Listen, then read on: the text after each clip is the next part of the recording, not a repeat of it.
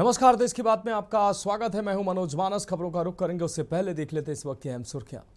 PM Modi ने प्रधानमंत्री आवास में लगाया सिंदूर का पौधा। एक्स हैंडल पर अपनी फोटो की पोस्ट। पीएम मोदी ने गुजरात दौरे पर कच्छ की वीरांगनाओं ने भेंट किया था पौधा। राम मंदिर में हुई राम दरबार की स्थापना। सीएम योगी ने अपने जन्मदिन पर किया देव विग्रहों का अभिषेक, पहनाए गए आभूषण।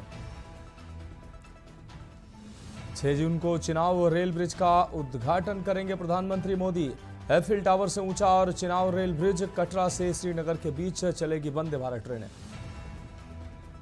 पान सिंह तोमर की पोती का रौद्र रूप। झांसी में बिजली विभाग के जेई को जड़ डाले 7 थप्पड़। सपना तोमर के खिलाफ मुकदमा दर्ज। बिहार में डोमिसाइल नीति लागू करने की मांग एक बार फिर तेज। मांग को लेकर पटना कॉलेज से मार्च निकाला गया। झारखंड और उत्तर प्रदेश में लागू है डोमिसाइल नीति।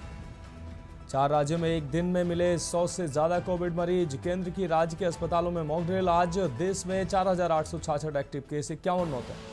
आप देख रहे हैं के न्यूज, खबरों का सारथी। और अब खबरें विस्तार से और सीधा आपको लिए चलते हैं अयोध्या, जहां मुख्यमंत्री योगी आदित्यनाथ क्या कुछ कहना है, सुनाते हैं आपको।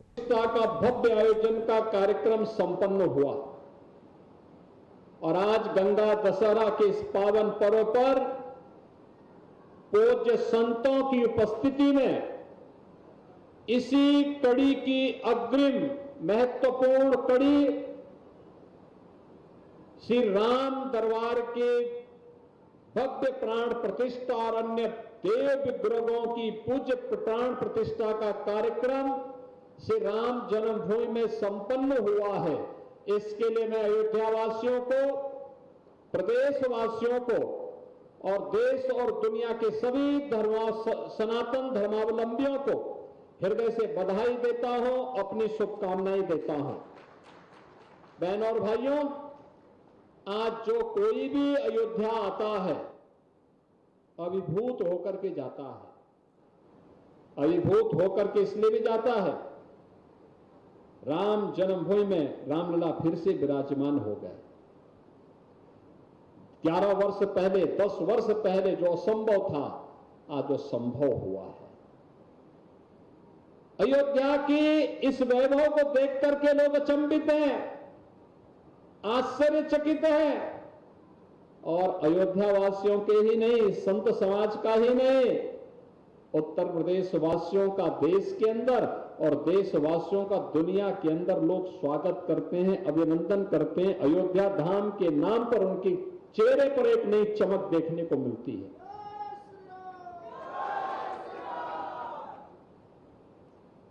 हमारे रामलला तो भव्य मंदिर में आ गए।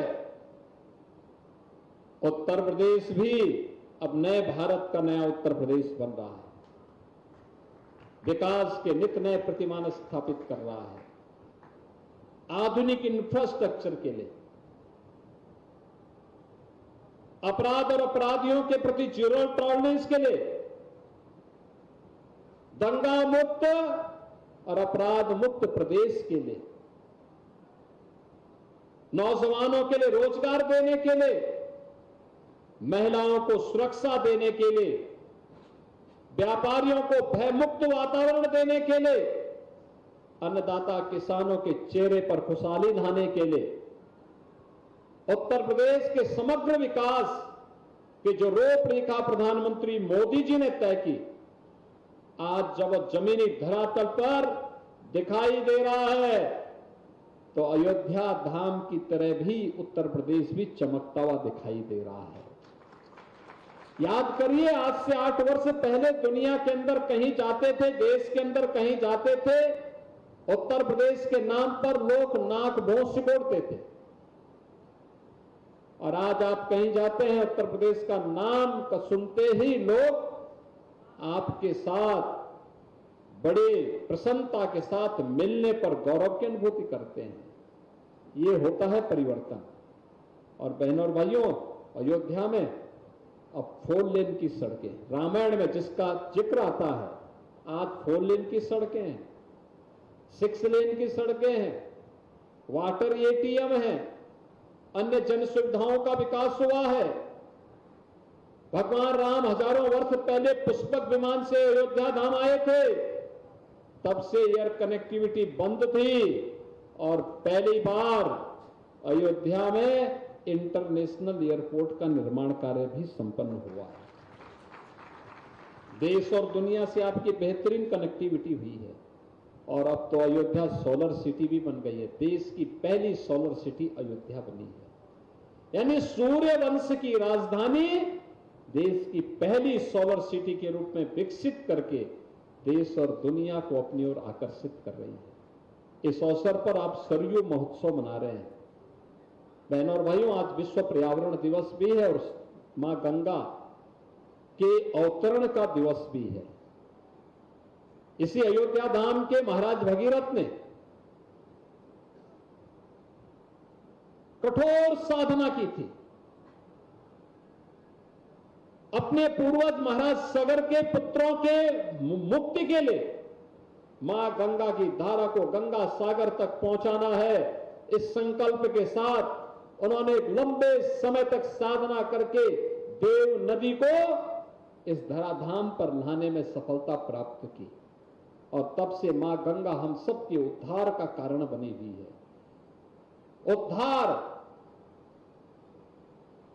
हम सबकी मुक्ति का कारक तो है ही, हम सबकी भुक्ति का कारक भी है। मां गंगा नहीं होती, उत्तर भारत खाने के लिए तरस जाता, भारत खाने के लिए तरस जाता, दुनिया खाने के लिए तरस जाता। दुनिया की सबसे उर्वरा भूमि मां गंगा के कारण हमारे इस क्षेत्र में उत्तर प्रदेश, बिहार, बंगाल में बन पाई है, झारखंड में बन पाई है। ये मां गंगा का आशीर्वाद है। दुनिया का सबसे बड़ा आयोजन मां गंगा के तट पर प्रयागराज की धरती पर होता है और महाकुंभ ने वो दर्शन इस बार करवा भी दिया पूरी दुनिया को कि कैसे आयोजन होने चाहिए। बहनों और भाइयों, मां गंगा के अवतरण दिवस को सरयू महोत्सव के साथ जोड़ करके आज हम यहां पर बने हुए हैं। क्या दायित्व है हमारा? हम अपनी नदियों को गंदा नहीं होने देंगे, उन्हें अविरल और निर्मल रखेंगे। ये नदी देश की आत्मा है, उसकी धमनियां हैं। ये रहेंगी तो धरती माता रहेगी, धरती माता रहेगी तो पर्यावरण रहेगा, पर्यावरण रहेगा, जीव सृष्टि रहेगी, जंतु सृष्टि रहेगी और जीव और जंतु की सृष्टि रहेगी तो आपदा फिर आपका बाल बांका नहीं कर पाएगी, बाल बांका नहीं कर पाएगी। आज उसी को बनाए रखने के लिए सब कार्यक्रम, एक पेड़ मां के नाम, प्रधानमंत्री मोदी जी के इस आह्वान की शुरुआत मैंने इसी मां सरयू के तट पर अभी कुछ देर पहले किया है। मुझे वहां पे वन विभाग ने पीपल, पाकड़, नीम इन सभी को लगाने के साथ ही 9 ग्रहों की वाटिका को बनाने का भी एक अवसर वहां पे दिया। हम सबका दायित्व भी है, हम भी आज से प्रारंभ करें। 15 अगस्त तक एक पेड़ मां के नाम जरूर लगाएं। एक पेड़ मां के नाम लगा करके उसको जीवित रखना है। मां की स्मृतियों के साथ, मां के संबोधन के साथ उस पेड़ को बनाए रखना है और पर्यावरण को बचाने में अपना योगदान देना है। आज इस कार्यक्रम का भी शुभारंभ हुआ। मां सरयू तो भगवान राम की अत्यंत पावन नदियों में एक थी, अत्यंत प्यारी थी भगवान राम को मां सरयू। अयोध्या का जिक्र करते हुए उन्होंने मां सरयू का जिक्र किया है और इसीलिए हम भी प्रयास करें। हमने इस बार हर जिलाधिकारी को एक जिम्मेदारी दी है, अपने जनपद में जनप्रतिनिधियों के साथ मिलकर के एक नदी को पुनर्जीवित करना है, उसको गंदगी से बचाना है। कोई ड्रेनेज नहीं, कोई सीवर नहीं गिरेगा, कोई मृत जानवर उसमें नहीं गिरेगा, कोई गंदगी नहीं होगी। और इस बार का वृक्षारोपण का 35 करोड़ वृक्षारोपण का जो अभियान उत्तर प्रदेश के अंदर होगा वह नदियों के तटवर्ती क्षेत्रों में ही होगा। इस लक्ष्य के साथ हम इस कार्यक्रम को आगे बढ़ा रहे हैं। मैं धन्यवाद दूंगा महंत श्री शशिकांत दास जी महाराज को, उनकी पूरी टीम को, अयोध्या के पूज्य संतों को कि सरयू महोत्सव के साथ आज आप सबने मुझे जुड़ने का अवसर प्राप्त हुआ है। मां सरयू से इस पूरे कार्यक्रम को सफल बनाने की कामना करते हुए आप सबके प्रति मैं हृदय से बधाई और शुभकामनाएं देता हूं और विश्वास करता हूं कि आप सभी मिलकर के मां सरयू की अविरलता और निर्मलता को बनाए रखने में अपना योगदान देंगे। आप सभी के प्रति मेरी मंगल में शुभकामनाएं हैं। धन्यवाद। जय हिंद। जय जय श्री राम।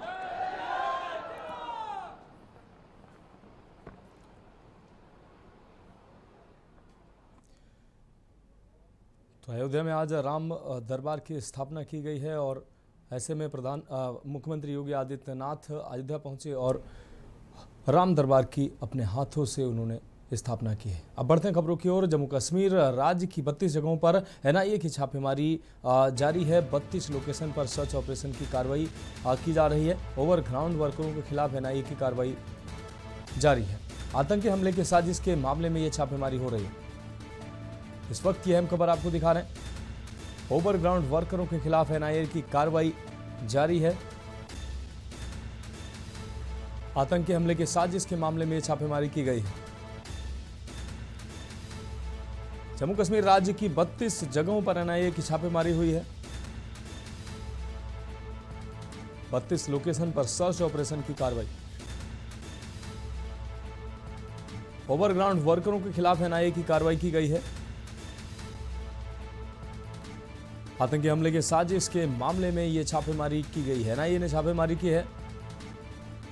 जम्मू कश्मीर राज्य की 32 जगहों पर एनआईए के द्वारा छापेमारी की गई है।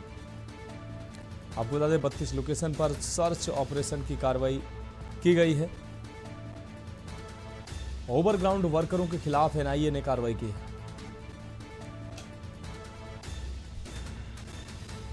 आतंकी हमले की साजिश के मामले में छापेमारी की गई है।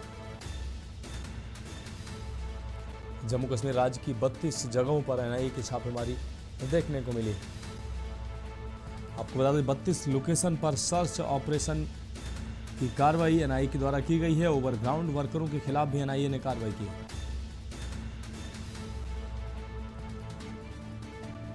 आतंकी हमले की साजिश के मामले में छापेमारी की गई।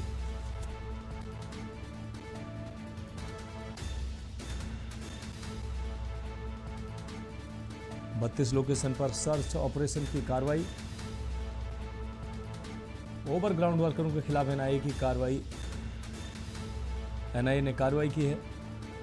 आतंकी हमले की साजिश के मामले में छापेमारी की गई है।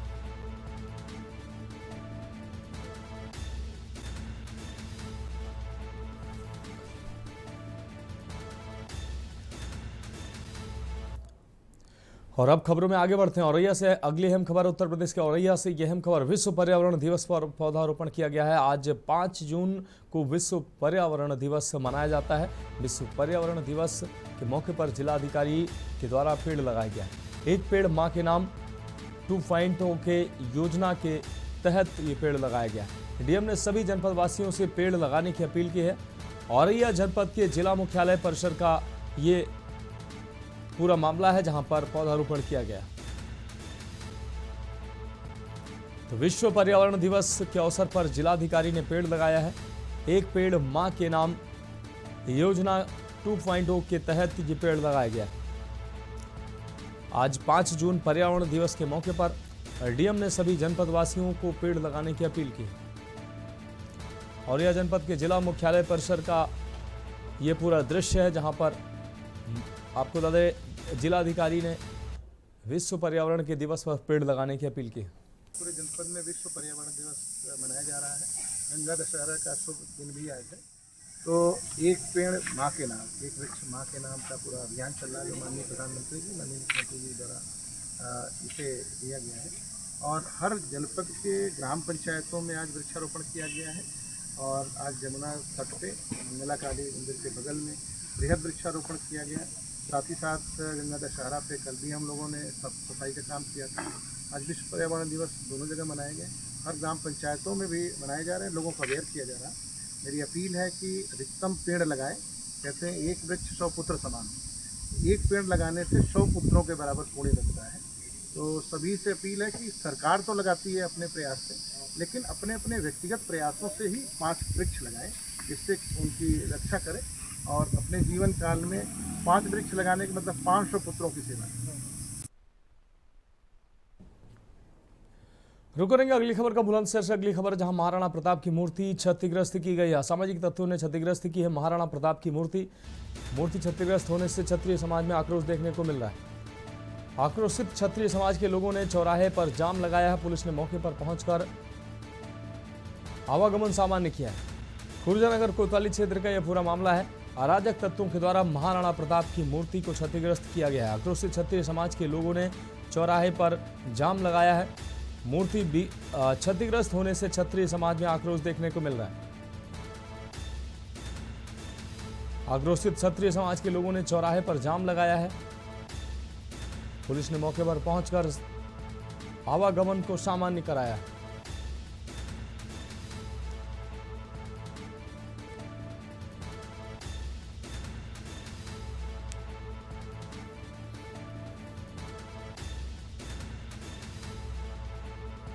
असामाजिक तत्वों ने क्षतिग्रस्त महाराणा प्रताप की मूर्ति को क्षतिग्रस्त किया है। मूर्ति क्षतिग्रस्त होने से क्षत्रिय समाज में आक्रोश देखने को मिल रहा है। आक्रोशित क्षत्रिय समाज के लोगों ने चौराहे पर जाम लगाया। मूर्ति क्षतिग्रस्त होने से क्षत्रिय समाज में आक्रोश है। आपको बता दें, आक्रोशित क्षत्रिय समाज के लोगों ने चौराहे पर जाम लगाया। वहीं मौके पर पहुंची पुलिस ने आवागमन को सामान्य किया है। खुर्जानगर कोतवाली क्षेत्र का यह पूरा मामला है। बुलंदशहर से अहम खबर, महाराणा प्रताप की मूर्ति क्षतिग्रस्त की गई है। अराजक तत्वों के द्वारा यह कृत्य किया गया है। महाराणा प्रताप की मूर्ति क्षतिग्रस्त होने से क्षत्रिय समाज में आक्रोश है। क्षत्रिय समाज ने एकत्र होकर आक्रोश प्रकट किया है। चौराहे पर जाम लगाया है। मौके पर पहुंची पुलिस ने आवागमन को सामान्य किया है।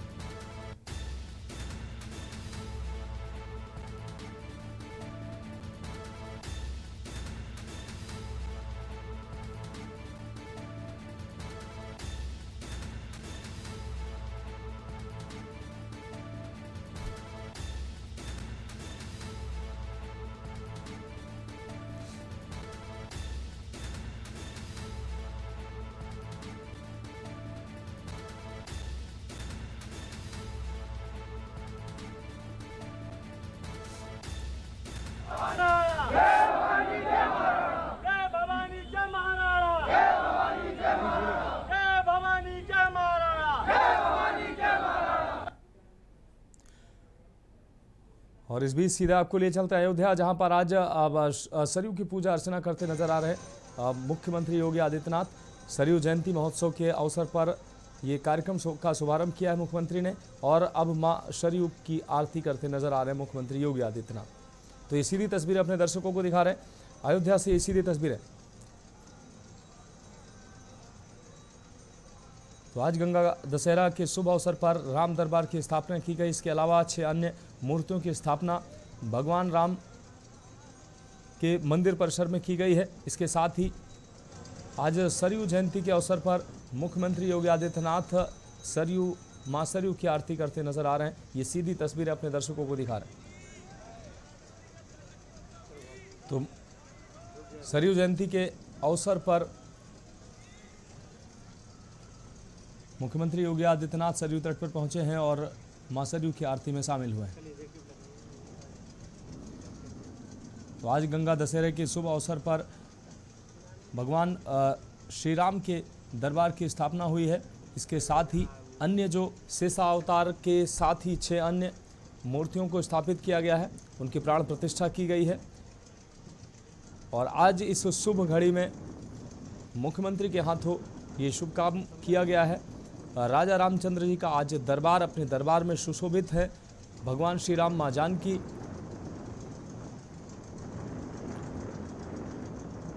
मंदिर परिसर से निकलकर मुख्यमंत्री योगी आदित्यनाथ आपको बता दें सरयू तट पर पहुंचे, सरयू आरती में शामिल हुए। इसके बाद निरीक्षण किया है मुख्यमंत्री ने। ये सीधी तस्वीर अपने दर्शकों को दिखा रहे हैं। सरयू तट की ये सीधी तस्वीरें हैं।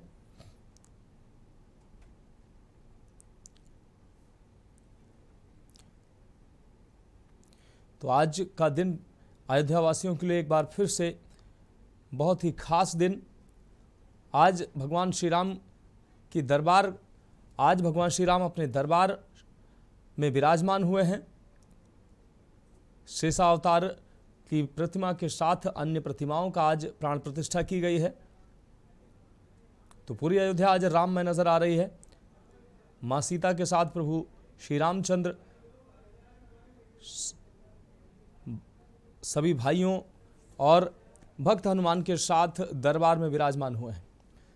और आज कई अन्य मूर्तियों की प्राण प्रतिष्ठा की गई, जिसमें शेषावतार की मूर्ति है, मां लक्ष्मी की मूर्ति है। ऐसी कुल 6 मूर्तियों की स्थापना राम दरबार में की गई है।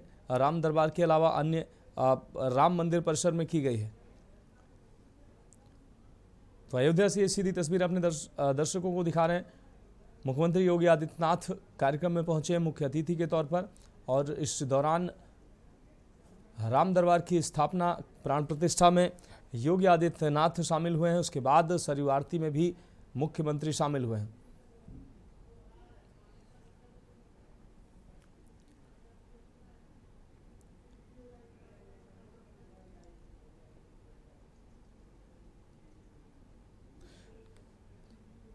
तो आज अभिजीत मुहूर्त में राम दरबार की स्थापना हुई है। मुख्यमंत्री योगी आदित्यनाथ इस दौरान मौजूद रहे और अब कई कार्यक्रमों में शामिल होकर मुख्यमंत्री मंदिर परिसर से बाहर निकलते नजर आ रहे हैं।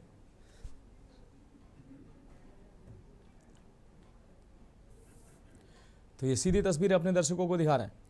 भगवान श्री राम मंदिर के परिसर में आज मूर्तियों की स्थापना हुई है। राम दरबार की प्राण प्रतिष्ठा के अलावा शेषावतार, मां लक्ष्मी और अन्य मूर्तियों की प्राण प्रतिष्ठा की गई है राम मंदिर परिसर में। इसके साथ ही मंदिर जो है वो बनकर तैयार हुआ है और अब जो शेष कार्य है वो दिसंबर 2025 तक पूरा होने की बात कही जा रही है।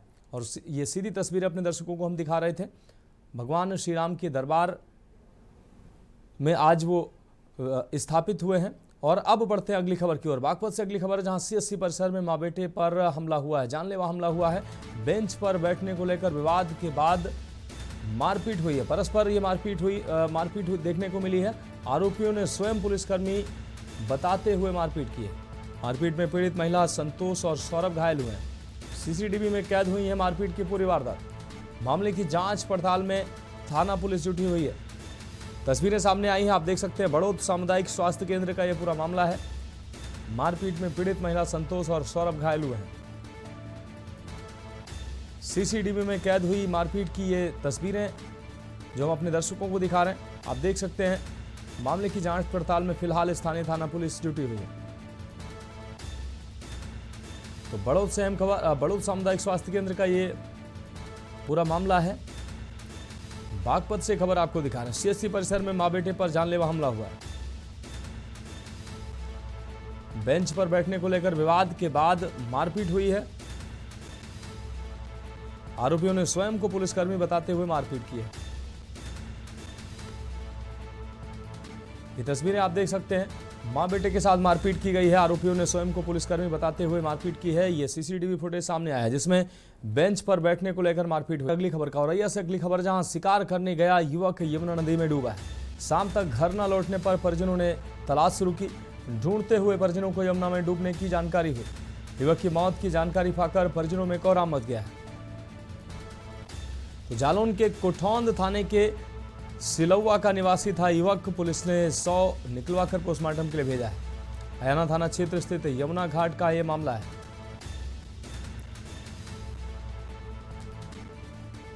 जालौन के कोठौंद थाने के सिलौवा का निवासी था युवक। पुलिस ने 100 निकलवाकर पोस्टमार्टम के लिए भेजा है।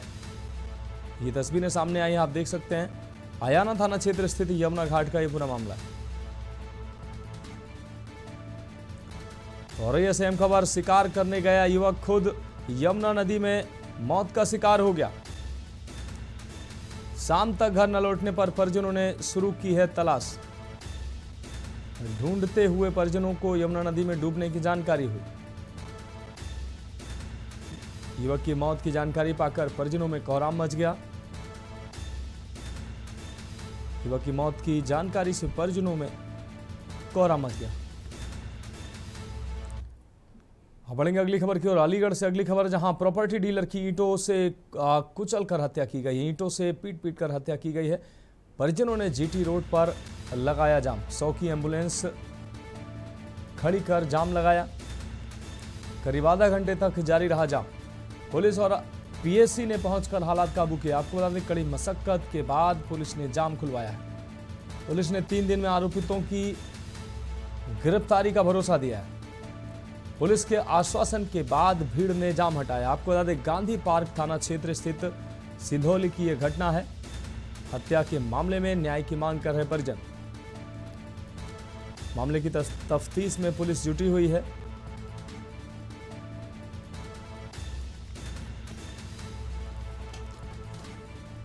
तो पुलिस के आश्वासन के बाद भीड़ ने जाम हटाया।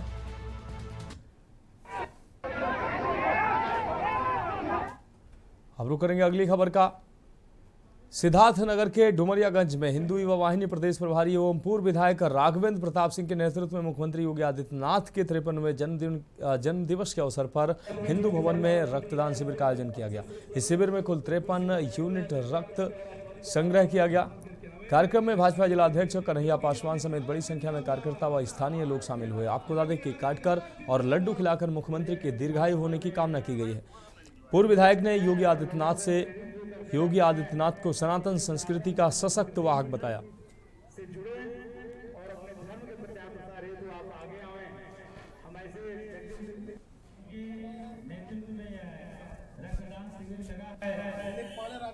समय आने पर जन्मदिन पर रक्तदान शिविर ही नहीं बल्कि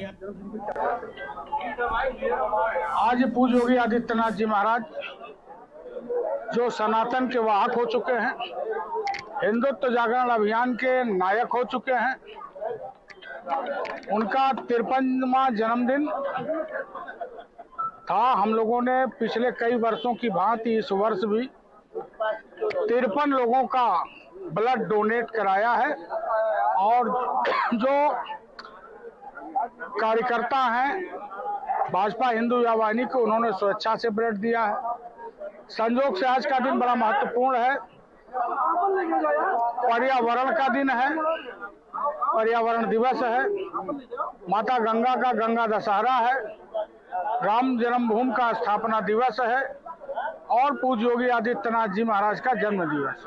इस तरह से 4 पर्व का तिथि आज 5 जून को हम लोगों ने उत्साहपूर्वक तरीके से इस कार्यक्रम को मनाने का प्रयास किया है और जनता में बहुत उत्साह भी है, क्योंकि भविष्य दिखाई दे रहा है कि योगी आदित्यनाथ जी के महाराज के नेतृत्व में है, सनातन के वाहक बनेंगे।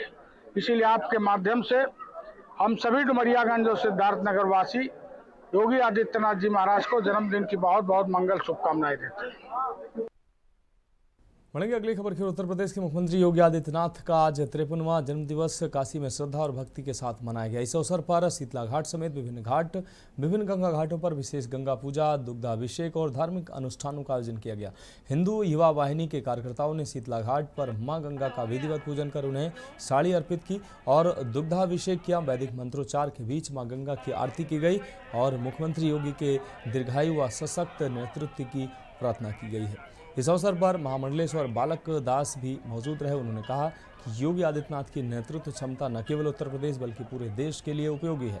उन्होंने बाबा विश्वनाथ और मां गंगा से प्रार्थना की कि योगी आदित्यनाथ भविष्य में देश की बागडोर संभालें और भारत को विश्व गुरु बनाएं।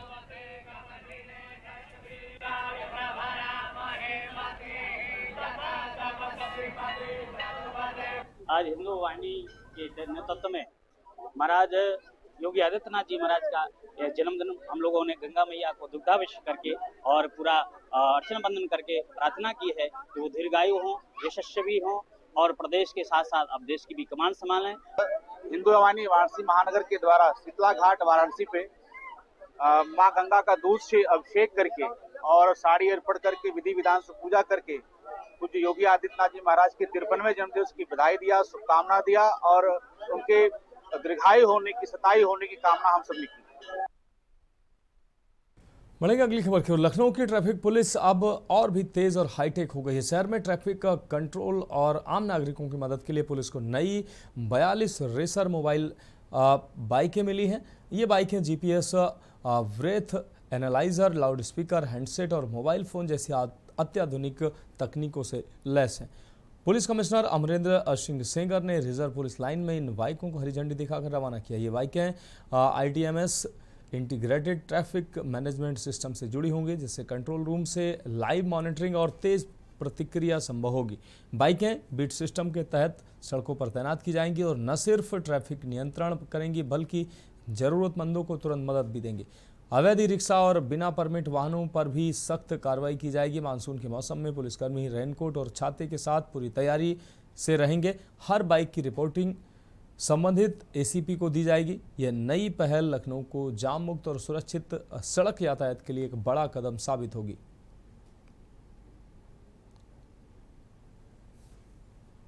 यातायात व्यवस्था को सुदृढ़ करने के लिए बहुत सारे कदम उठाए जा रहे हैं। विभिन्न प्रकार के फ्लाईओवर्स बनाए जा रहे हैं, यू टर्न की व्यवस्था की जा रही है, ट्रैफिक इंजीनियरिंग के इंटरवेंशंस हो रहे हैं। कई जगहों पे हम लोग इंक्रोचमेंट हटा रहे हैं। नगर निगम अन्य इकाइयों की मदद से LDA और तमाम अन्य इकाइयाँ भी इस दिशा में कार्यरत हैं। साथ ही साथ लोगों को जागरूक भी किया जा रहा है और इन्फोर्समेंट की दृष्टि से ये एक रेसर मोबाइल का जो हम लोगों ने कदम उठाया है वह इन्फोर्समेंट में एक मील का पत्थर मैं समझता हूँ कि साबित होगा। मथुरा जनपद में इस बार गेहूं खरीद का जो लक्ष्य तय किया गया था वो पूरा होता नहीं दिख रहा है। के न्यूज़ इंडिया की टीम ने जब ज़मीनी हकीकत जांची तो सामने आया कि किसानों का रुझान सरकारी क्रय केंद्रों की बजाय मंडी समितियों की ओर ज़्यादा है। दरअसल क्रय केंद्रों पर गेहूं 2425 रुपये प्रति कुंटल की दर से खरीदा जा रहा है, जबकि मंडियों में यही कीमत 2500 से 2525 रुपये तक पहुंच रही है। किसानों का कहना है कि क्रय केंद्रों पर बिक्री के लिए उन्हें 2-3 दिन की कागजी प्रक्रिया से गुजरना पड़ता है और भुगतान भी 10 से 15 दिन बाद होता है, जबकि मंडी में तुरंत भुगतान और बेहतर दाम मिलते हैं। इन कारणों से किसान सरकारी क्रय केंद्रों से दूरी बना रहे हैं, जिससे खरीद लक्ष्य प्रभावित हो रहा है। अब सवाल यह है कि क्या प्रशासन किसानों को क्रय केंद्रों की ओर आकर्षित करने के लिए कोई ठोस कदम उठाएगा।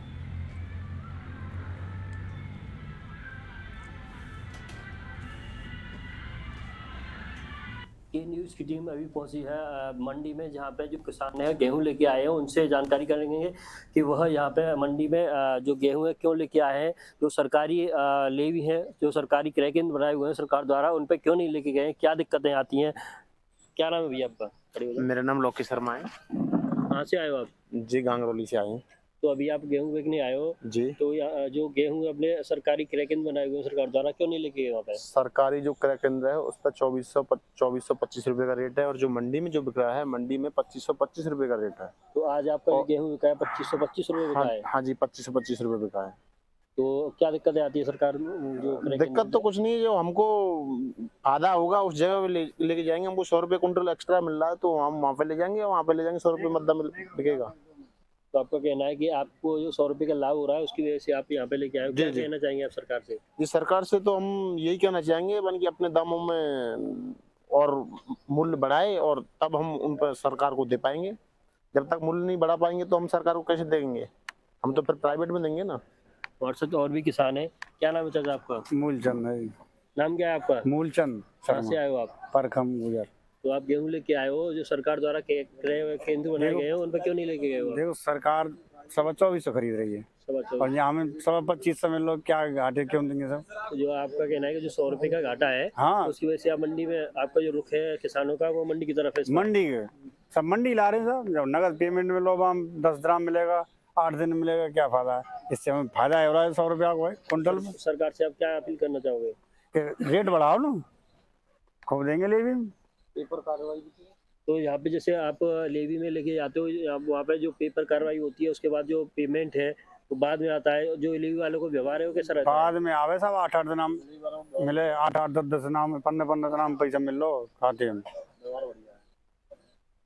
और यहाँ नगद कैश है। यहाँ पे जो किसान है आप देख सकते हैं कि जो मथुरा की मंडी में 2 सरकारी क्रैकिंग बने हुए हैं, उस पर एक भी दाना नहीं है। लेकिन मंडी में आप देख सकते हैं जो किसान है अपने गेहूं लेके आए हैं। किसानों का कहना है कि सरकार द्वारा जो क्रैकिंग बनाए हुए हैं उन पे इस बार जो रेट है वह लगभग 100 रुपये का अंतर है।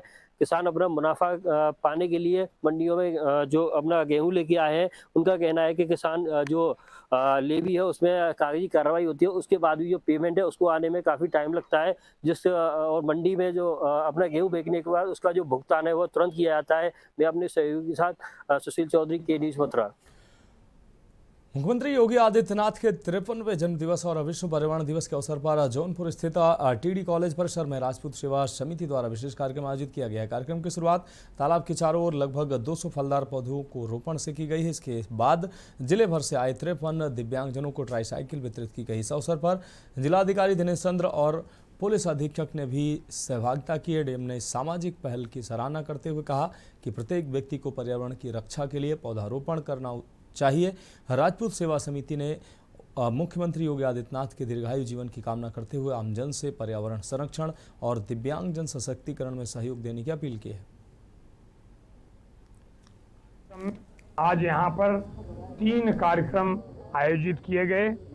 वृक्षारोपण, इसके बाद बच्चों द्वारा कार्यक्रम किया गया, फिर इसके बाद ट्राईसाइकिल का वितरण हुआ। यहाँ पे 53वां उनका जन्मदिन है। 53 ट्राईसाइकिल राजपूत सेवा समिति के आयोजन में आज उनको दिया गया है। और ये भी कहा गया है कि जो भी जौनपुर जनपद में दिव्यांग होंगे, दिव्यांग अधिकारी आदरणीय जिलाधिकारी को बताया है, उन्होंने बताया कि उनको भी दिया जाएगा। मैं आप सबका बहुत धन्यवाद देता हूं कि सुबह सुबह पत्रकार जल्दी नहीं आते, लेकिन आप लोग सुबह 7:30 बजे आकर के इस कार्यक्रम को सिर्फ शोभा बढ़ाने की बात नहीं थी, एक प्रेरणा दिन के रूप में आप लोग यहाँ कहते हुए आपका धन्यवाद देना चाहता हूँ। पर्यावरण दिवस के अवसर पर और माँ गंगा दशहरा का पावन पर्व है। उत्तर प्रदेश के यशस्वी माननीय मुख्यमंत्री जी का जन्म दिवस है। राजपूत सेवा समिति और टीडी कॉलेज के प्रबंध तंत्र ने मुझे और यशस्वी साहब, सीडीओ साहब को यहाँ आमंत्रित किया। मैं कृतज्ञता ज्ञापित करता हूँ उनके प्रति कि उन्होंने आज तीनों कार्यक्रम को एक सूत्र के रूप में बांधते हुए एक संदेश दिया है कि पर्यावरण की रक्षा प्रत्येक मानव का एक बहुत बड़ा कर्तव्य है और एक पेड़ माँ के नाम लगाकर हम आज पर्यावरण की रक्षा के साथ साथ गंगा दशहरा और माननीय मुख्यमंत्री जी का जो जन्म दिवस है उसको मना रहे हैं। तो अगली खबर संभल से है, जहां जिला पंचायत राज अधिकारी डीपीआरओ उपेंद्र कुमार पांडे पर करोड़ों रुपए के घोटाले का आरोप लगाते हुए जांच शुरू कर दी गई। ये कार्रवाई मुख्यमंत्री योगी आदित्यनाथ के निर्देश पर की गई। भाजपा के वरिष्ठ नेता व गुन्नौर से पूर्व विधायक अजीत कुमार राजू ने डीपीआरओ के खिलाफ पंचायत निधि और मनरेगा योजना में बड़े पैमाने पर अनियमितताओं की शिकायत की थी। आरोप है कि जिले के अधिकांश ग्राम पंचायतों में विकास कार्यों के नाम पर भारी भ्रष्टाचार हो रहा है। बुधवार को शासन द्वारा गठित 3 सदस्यीय विशेष जांच टीम संभल कलेक्ट्रेट पहुंची और दस्तावेजों की जांच की। सूत्रों के मुताबिक ये घोटाला करोड़ों रुपए का हो सकता है और इसमें अधिकारी, कर्मचारी और ठेकेदारों की मिलीभगत सामने आ सकती है। पूर्व विधायक अजीत राजू ने आरोप लगाया है कि गांव में विकास कार्य ठप पड़े हैं और बिना कमीशन कोई काम नहीं होता है। उन्होंने ये भी कहा कि कोई पहली बार नहीं है जब डीपीआरओ उपेंद्र पांडे पर इस तरह के आरोप लगे हैं। ग्रामीण इलाकों में इस कार्रवाई को लेकर चर्चाओं का दौर तेज है और लोग उम्मीद कर रहे हैं कि इस बार जांच निष्पक्ष होगी और दोषियों पर सख्त कार्रवाई होगी। मेरा कोई भी नरेगा में मेरा आज तक मैंने काम नहीं करा है। नरेगा के अंतर्गत मेरा कोई मतलब नहीं इसमें, लेकिन फिर भी मेरे नाम से अगर ये जांच करी गई तो वहाँ पे मेरे नाम से 20 या 100 रुपये निकले हुए हैं। आज तक मैंने नरेगा में काम नहीं करा और मुझे पता नहीं था क्यों निकले गए, पैसा कैसे निकले। आज तक मेरा अंगूठा निशान ना लगे यहाँ पे और किस तरह से अगर ये पैसा निकले। मैं रोजगार सेवक का भाई हूँ, मेरे भाई का नाम साहब सिंह है, मेरा नाम जलेब सिंह है, पर मेरे नाम से पैसे निकले। वो इस तरह से ऐसे क्यों हो रहा है भाई? ऐसे अगर अंतर खाती क्यों करी जा रही है? यदि गांव के लोग ये कहते हैं कि भाई तुम्हारे भाई है, तुम समझाओ उसके लिए, तो फिर हमने भाई से प्रयास करा था भाई इस तरह से क्यों कर रहे हो। आज जांच चल रही है डीपीआरओ के खिलाफ। बाहर से टीम भी आई हुई है 3 सदस्यीय और लोकल के भी कुछ अधिकारी हैं। क्या बोलेंगे इस मामले को लेकर? डीपीआरओ ने साहब घोटाले करे हैं इतने जी, बात चक्कर में इनकी जांच भई है। शुरुआत में तो डीपीआरओ हमारी जो बात कही, हमने काफ़ी दिन पहले प्रधान की जांच कराई अपने यहाँ के। अच्छा, आप भी जांच करता है? हाँ, जांच, हाँ, शिकायत करता है। हाँ, शिकायत करता, सॉरी। तो हमने हमारे गांव की प्रधान है बीरवती, बीरवती की जांच करवाई। जांच टीम गई जांच कर, जांच है गई। जांच होने के बाद में वो दोती वो काफ़ी दिन को मामला फाइल को ऐसे ही दबो रहो।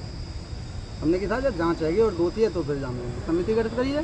क्या समस्या है आपकी? समस्या है मेरे गांव में मनरेगा में 12 लाख रुपए का घोटाला है जी, जो कि 40 आदमी ऐसे हैं जो बिल्कुल काम करने नहीं जाते हैं, लेडीज़ और आदमी, और 10-12 मेरे पास भी हैं यहाँ पे, और उन्हें पता भी नहीं है कि हमारा पैसा कैसे निकलता है। तो जो 40-50 आदमियों के नाम दर्शाकर उनको पैसा निकाल लिया गया तो, और रोजगार सेवक ने अपने घर और परिवार अपने साले के नाम पर भी 3,87,000 रुपये निकाला। तो आज उसकी जांच भी चल रही है DPRO के खिलाफ, टीम आई हुई है, क्या बोलेंगे उसको लेकर? उसको मैंने तो आज जांच की अपनी मंत्री जी को, राजू यादव जी को, आज फाइल पेश करी है उनके पास, अब पता पड़े क्या हो उसमें। तो जांच में क्या हो पता चला है? कितने पैसे निकाले गए आपके नाम से? 8,000 कुछ रुपये हैं। अच्छा, तो हमारे जाके नरेगा नाम से पैसा निकाले। आप मजदूर है ना? मजदूर है।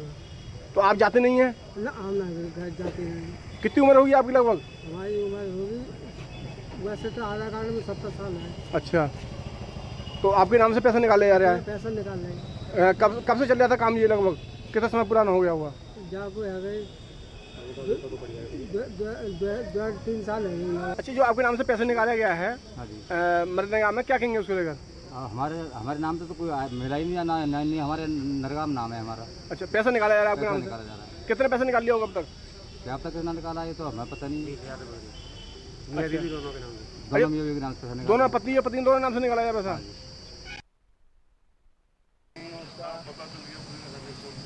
तो इस खबर पर हम अपडेट के लिए हमारे संवाददाता रईस अलवी हमारे साथ जुड़ गए हैं। रईस, पंचायत निधि मनरेगा में अनियमितताओं की शिकायत की गई। उपेंद्र पांडे जो DPRO हैं, इन पर गंभीर आरोप लगे हैं भ्रष्टाचार के, क्या है पूरा मामला?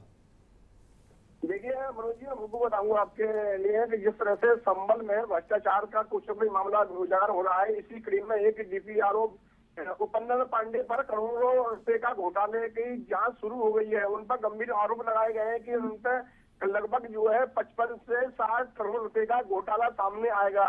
लगातार मामला प्रकाश में आया। हम आपको बता दें कि जिस तरह से गिन्नौर तहसील के अंतर्गत 100 गाँव से अधिक ग्राम पंचायत है, जिसमें विकास कार्य पूरी तरह से ठप पड़े हुए हैं और कमीशन के नाम पर बड़ी वसूली की जा रही है।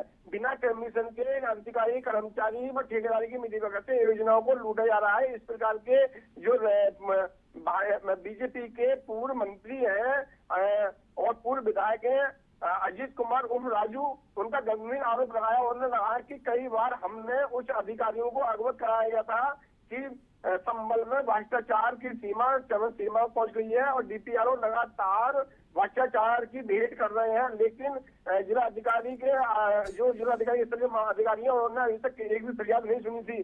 तब जाकर राजू जी जो है जाकर मुख्यमंत्री के मामला पहुंचा। मुख्यमंत्री की बात कही तो मुख्यमंत्री ने 3 सदस्यीय टीम जो है गठित कर दी और 3 सदस्यीय टीम जब आके जब जांच पड़ताल शुरू की तो उसमें मौजूद राज्य मंत्री भी मौजूद थे और 3 सदस्यीय टीम मौजूद थी। तो 3 सदस्यीय टीम ने जांच करी है। जांच के आधार पर अब निकल के ये आएगा कि जिस तरह से ग्राम पंचायतों में भ्रष्टाचार के आरोप लगे हैं कि चाहे वो मनरेगा हो, चाहे वो ग्राम निधि हो, चाहे अन्य और योजना हो, उसमें लगातार DPRO पर गंभीर आरोप लगाए गए हैं कि वो लपीती पूर्ति करने में लगे हुए हैं और मंडरवाड़ कर रहे हैं।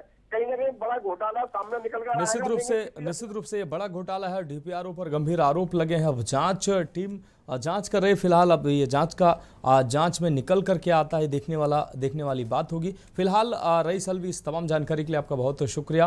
तो CM योगी के आदेश पर 3 सदस्यीय टीम संभल पहुंची है और जांच कर रही है। DPRO पर गंभीर आरोप लगे हैं। पंचायत निधि और मनरेगा में अनियमितताओं को लेकर शिकायत की गई थी, जिसके बाद अब टीम संभल पहुंची है और जांच कर रही है। भगवान श्री राम की तपोभूमि चित्रकूट में गंगा दशहरा का पर्व बड़े धूमधाम से मनाया जा रहा है। कामतानाथ मंदिर के महंत मदन गोपाल दास महाराज और दिगंबर अखाड़ा के महंत दिव्य जीवन दास महाराज के नेतृत्व में सैकड़ों साधु संतों ने माता सती अनुसुईया के तपोबल से अवतरित हुई देवगंगा मंदाकिनी का पूरे विधि विधान के साथ पूजन किया है। इसके साथ ही देश भर से चित्रकूट आए लाखों श्रद्धालुओं को मंदाकिनी की स्वच्छता और अविरलता की शपथ दिलाई गई। इस मौके पर कामतानाथ मंदिर चित्रकूट के महंत मदन गोपाल दास महाराज ने कहा कि देवगंगा मंदाकिनी का चित्रकूट की पावन धरा पर अवतरण साधु संतों और जनमानस के कल्याण के लिए हुआ था। महंत ने कहा कि विश्व के करोड़ों श्रद्धालुओं की श्रद्धा और आस्था की केंद्र देवगंगा मां मंदाकिनी को स्वच्छ और निर्मल रखना सभी का दायित्व है। गंगा दशहरा का पावन पर्व है। गंगा जी का अवतरण इस भूलोक में जनता जनार्दन की प्यास बुझाने के लिए, मोक्ष प्रदान करने के लिए पृथ्वी तल पर हुआ।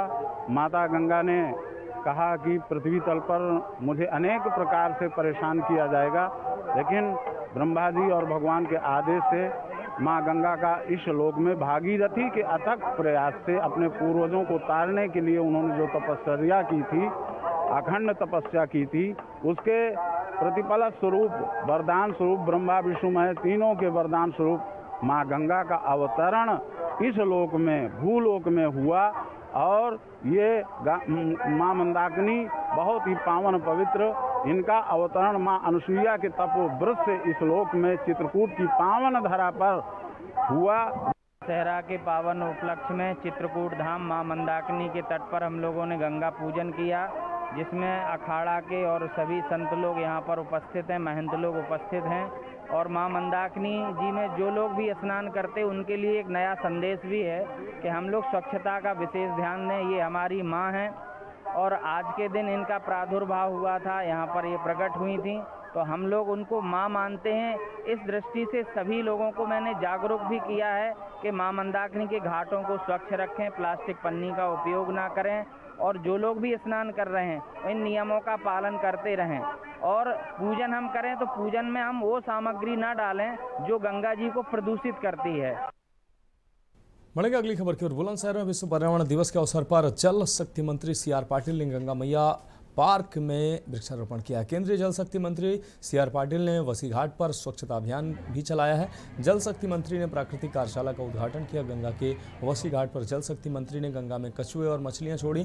नरोरा के गंगा वासी घाट पर कार्यक्रम का आयोजन हुआ। जल शक्ति मंत्री के कार्यक्रम के दौरान जनपद के विधायक डीएम एसएसपी क्षेत्र के संभ्रांत किसान मौजूद रहे। विश्व पर्यावरण दिवस पर ऑर्गेनिक खेती पर किसानों के द्वारा जोर दिया गया। जल शक्ति मंत्री सीआर पाटिल ने कार्यक्रम समापन के बाद मीडिया कर्मियों से दूरी बनाई। मीडिया कर्मियों को बिना अपनी बात रखे केंद्रीय जल शक्ति मंत्री गाड़ी में बैठकर रवाना हो गए।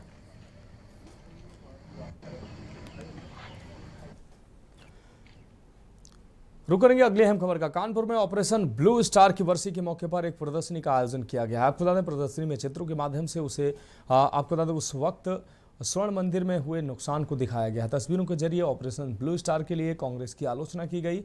इस प्रदर्शनी का आयोजन सिख वेलफेयर सोसाइटी ने किया है। सिख समुदाय के लोगों का कहना है कि वह कांग्रेस सरकार में हुए इस कृत्य को कभी नहीं भूलेंगे। प्रदर्शनी का शुभारंभ बीजेपी सांसद रमेश अवस्थी ने किया। उन्होंने ऑपरेशन ब्लू स्टार के लिए कांग्रेस की नीतियों की आलोचना की। गौरतलब है कि ऑपरेशन ब्लू स्टार 1 जून से 6 जून 1984 तक चला। इस सैन्य कार्रवाई का उद्देश्य अलगाववादियों को स्वर्ण मंदिर से बाहर निकालना था। इस ऑपरेशन में स्वर्ण मंदिर को काफी नुकसान हुआ और कई लोगों की जान भी गई। देखिए, इस प्रदर्शनी के माध्यम से जो ऑपरेशन ब्लू स्टार हुआ था, जो कांग्रेस ने किया था, उस घटना को हम लोगों ने याद कर रहे हैं। आज हमारे गुरविंदर सिंह छाबड़ा और सभी सिख समुदाय के लोगों ने इस प्रदर्शनी को लगाया है, जिसका मैंने अवलोकन किया। और वास्तव में इससे बड़ी दर्दनाक घटना कोई हो नहीं सकती। जिस ऑपरेशन ब्लू स्टार में इंदिरा गांधी द्वारा, जो हमारी कांग्रेस की उसमें प्रधानमंत्री, उन्होंने हजारों सिखों की निर्मम हत्या करा दी, तो निश्चित रूप से उस समय दुखद क्षण थे। और आज हम लोगों ने जब देखा है तो आज भी उस घटना को हम लोग बहुत ही एक ऐसी घटना मान रहे हैं जो निश्चित रूप से सिख समाज के लिए नहीं बल्कि समाज के लिए एक कलंक है। देखिए, सन 1984 में कांग्रेस सरकार के जो मन में था सिखों के प्रति, उसने 2 बार जाहिर किया। पहली बार ऑपरेशन ब्लू स्टार के माध्यम से, दूसरी बार तत्कालीन प्रधानमंत्री इंदिरा गांधी की हत्या के बाद हजारों सिखों को नरसंहार किया। आज हम लोगों ने ऑपरेशन ब्लू स्टार में किस तरीके से उन्होंने टैंकों से, तोपों से हमला किया था दरबार साहिब में, उसकी प्रदर्शनी हम लोगों ने लगाई है। आज सिख समाज के लोगों ने देखा है, जो नई पीढ़ी थी उसको पता चला है कि ऑपरेशन ब्लू स्टार क्या था। अब हम लोग ये प्रदर्शनी कानपुर के आगे निकल के प्रदेश के विभिन्न जिलों में लगाने वाले। खबर अलीगढ़ से, जहां बकरीद को लेकर बाबा बागेश्वर धाम के मुखिया धीरेन्द्र शास्त्री द्वारा दिए गए बयान पर विवाद गहराता जा रहा है। अलीगढ़ मुस्लिम विश्वविद्यालय के assistant professor doctor Rehan Ahmad ने बाबा के बयान की कड़ी निंदा की। उन्होंने कहा कि कुर्बानी इस्लाम का एक अहम हिस्सा है और इसे न मानने की बात धार्मिक भावनाओं को ठेस पहुंचा सकती है। बाबा बागेश्वर ने हाल ही में एक बैठक में कहा था कि बलि प्रथा के हम पक्ष में नहीं है। जीव हिंसा किसी भी धर्म में उचित नहीं है। जब हम किसी को जीवन नहीं दे सकते तो उसे मारने का अधिकार भी नहीं होना चाहिए। इस पर प्रतिक्रिया देते हुए प्रोफेसर रेहान अहमद ने कहा कि आज कुर्बानी को न मानने की बात हो रही है, कल को नमाज, रोज़ा और हज को लेकर भी ऐसे बयान दिए जा सकते हैं। उन्होंने ये भी कहा कि हज के दौरान बकरों की कुर्बानी अनिवार्य होती है और इसे ना मानना इस्लामिक परंपराओं से दूर जाना होगा। प्रशासन ने भी साफ किया है कि केवल प्रतिबंधित पशुओं की कुर्बानी पर रोक है, बाकी सरकार की गाइडलाइन के पालन करते हुए कुर्बानी दी जा सकती है।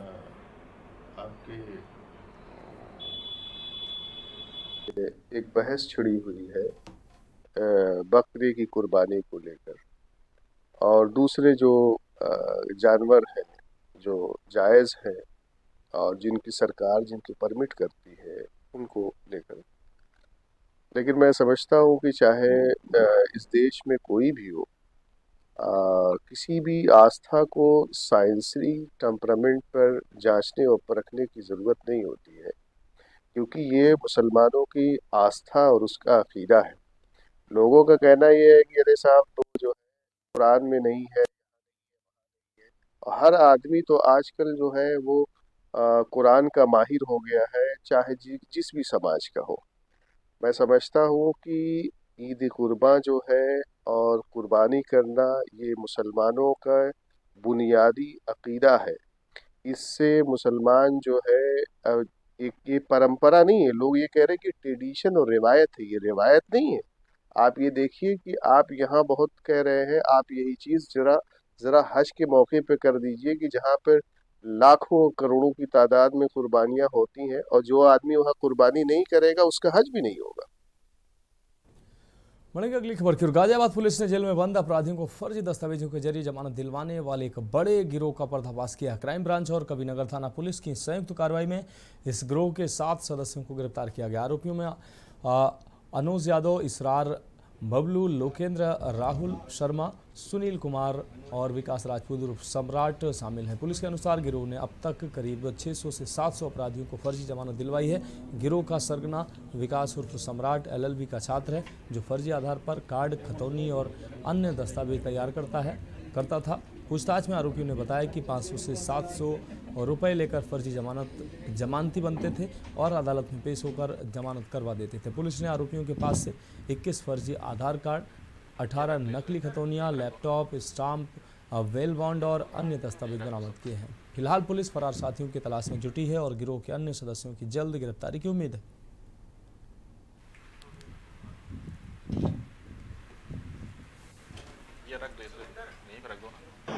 स्वाट टीम क्राइम ब्रांच और थाना कबीरनगर पुलिस की संयुक्त टीम के द्वारा कार्रवाई करते हुए 7 व्यक्तियों को गिरफ्तार किया गया है, जिनके द्वारा ऐसे अभियुक्त जो कि जिला कारागार में विरुद्ध हैं और उनकी जमानत माननीय न्यायालय द्वारा स्वीकृत की जा चुकी है, उनके जमानत को एग्जीक्यूट कराने के लिए फर्जी जमानतदार प्रस्तुत किए जाते थे। इनके द्वारा सबसे पहले भूले पोर्टल से खतौनी के डॉक्यूमेंट निकाले जाते थे। उन डॉक्यूमेंट पे जिन व्यक्तियों के नाम लिखे होते थे उसी नाम के फर्जी आधार कार्ड बनाए जाते थे। फिर खतौनी के डॉक्यूमेंट और फर्जी आधार कार्ड को न्यायालय के समक्ष प्रस्तुत करके ऐसे अभियुक्त जो जिला कारागार में निरुद्ध हुआ करते थे उनको जमानत को एग्जीक्यूट कराया जाता था। क्या कुछ बरामद है इनके पास से और कितना इनके गिरोह के कितने लोग अभी फरार? इसमें कुल 7 व्यक्तियों को गिरफ्तार किया गया है। इसमें 8 अन्य अभियुक्तों के नाम प्रकाश में आए हैं, जिनको सत्यापित किया जा रहा है। शीघ्र ही इनके विरुद्ध भी कार्रवाई अमल में लाई जाएगी। भाजपा के पूर्व राष्ट्रीय उपाध्यक्ष एवं उत्तराखंड सरकार के राज्य मंत्री भगवत प्रसाद मकवाना का बेहट कस्बे में वाल्मीकि मंदिर पर वाल्मीकि समाज ने जोरदार स्वागत किया। गुलशन भारती के नेतृत्व में समाज के लोगों ने उनकी भारी मात्रा में उपस्थिति दर्ज कराई। कार्यक्रम के दौरान राज्य मंत्री मकवाना ने कांग्रेस पर निशाना साधते हुए कहा कि कांग्रेस ने बाबा साहब अंबेडकर को भारत रत्न नहीं दिया और उनके नाम पर स्मारक या कोई कार्य नहीं किया। उन्होंने बताया कि भाजपा के तत्कालीन प्रधानमंत्री अटल बिहारी वाजपेयी ने बाबा साहब के मकान को खरीदकर स्मारक बनवाया। उन्होंने कहा कि वर्तमान प्रधानमंत्री नरेंद्र मोदी की सरकार की योजनाओं का लाभ हर वर्ग के लोगों को मिल रहा है। इसके बाद मकवाना का गांव कदरपुर में पुलिस पुलिकित कुमार के आवास पर समाज द्वारा सम्मान किया गया।